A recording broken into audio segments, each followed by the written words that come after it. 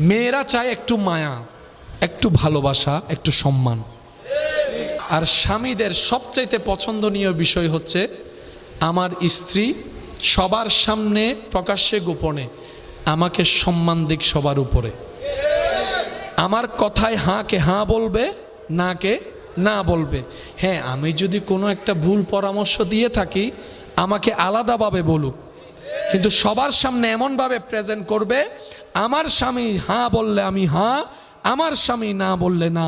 পুরুষ মানুষ সম্মান শ্রদ্ধা পেলেই অন্তর খুশি হয়ে যায়। এই দুইটা জায়গায় যদি আমরা একটু কাজ করতে পারি, ডিভোর্সের হার দিন দিন, বলেন না, ডিভোর্সের হার দিন দিন